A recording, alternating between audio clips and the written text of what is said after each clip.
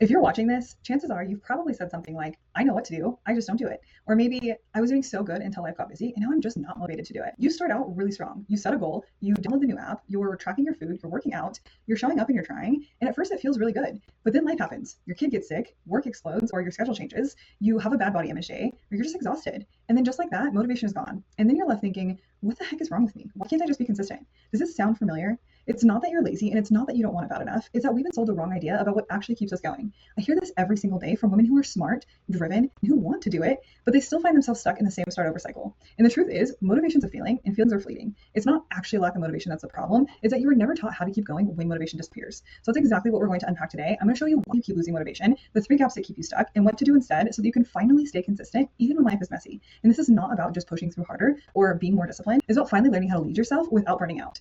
Most people don't realize that there are actually different types of motivation. There's external motivation and there's internal motivation. And the type of motivation that you're operating from completely changes how consistent you are and whether or not you're going to follow through. External motivation is when your drive to take action, it comes from outside of you. So think deadlines, vacations, validation, comments from other people, or comparison. So maybe you've set a goal to lose 10 pounds before a trip, or you're chasing that revenge body after a breakup, or you're working out because of what your partner or your mother-in-law said. I know this personally because when I first started my fitness journey, I didn't do it because I wanted to. I did it because my husband at the time pushed me into it, and I was very on and off with it. And then after our divorce, I started back up again. And again, it wasn't because I wanted to do it for me. It was because I wanted to be that hot ex, the one that he regretted losing.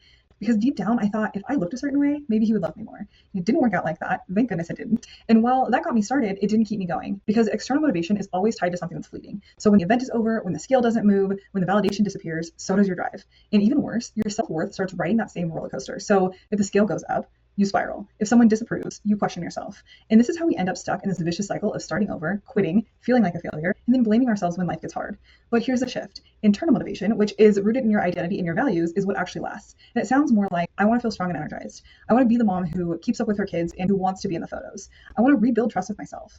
When you make choices from that place, it's not just about a finish line, it's about who you're becoming. You don't show up because you have to, you show up because it's just who you are now. So if you want to stay consistent long term, it's not about pushing harder, it's about getting clearer in who you want to be, what you value, and what kind of life you live, and how your health fits into that. When your values are clear, the decisions get easier. And this is why phase 1 of my Mind Your Metabolism method is reset and rewire. Because if your identity is stuck in this old story of I'm inconsistent, I always fall off, or I can't trust myself around food, then no workout plan or macro calculator in the world is going to stick. Phase 1 is where we reset your body and rewire your mind. We start by healing your metabolism so that you're not running on empty. We reframe the way that you talk to yourself around food and habits, and you learn how to fuel your body with respect instead of restriction. You stop seeing treats or a skipped workout as failure and break out of that guilt, shame, and start over cycle. This is also where you begin aligning with the identity of the woman that you actually want to become, the one who follows through even when motivation isn't there, the one who can walk into the weekend without fear of ruining her progress, the one who trusts herself to handle life's curveballs without falling off. Because until you rewire your mindset and reset your metabolism, everything else will feel like you're forcing habits that just don't fit. Phase 1 makes those habits feel natural because they're finally aligned with who you're becoming.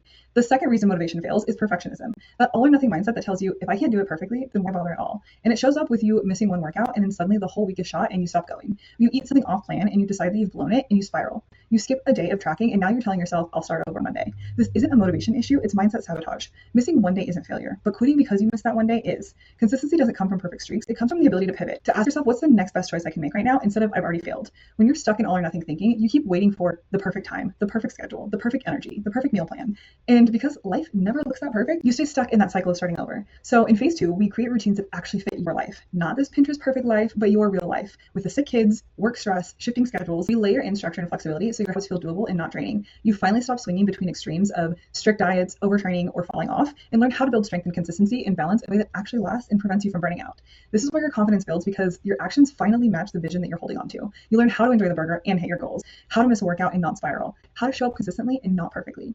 And the third reason motivation always runs out, your systems don't actually work for your real life. Most women are following routines that only work when life is calm and predictable. But let's be real, life is rarely calm and predictable. So when things are messy, your whole routine crumbles. And instead of adapting, you blame yourself for not being motivated. But it's not motivation, it's about your system.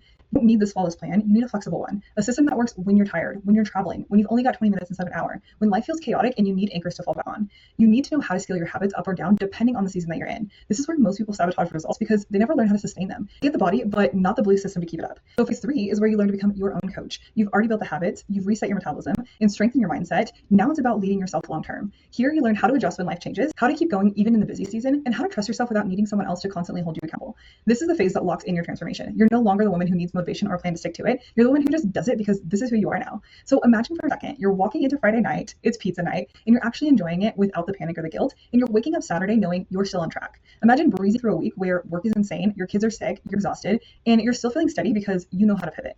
Imagine being the woman who never has to start over again. That's what's possible when you stop relying on motivation and start building from identity, mindset, and systems that work with your real life. This is exactly why the work I do with my clients looks so different from the diet industry or other programs, because I don't just hand you a cookie cutter plan and say good luck. I don't make you cut out the foods that you love. You learn how to enjoy pizza night, wine with friends, or dessert with your kids and still make progress. Because the goal isn't to live in restriction, it's to live in freedom, to eat without guilt, to fuel your body, and to finally break out of that good and bad food cycle that's been keeping you stuck.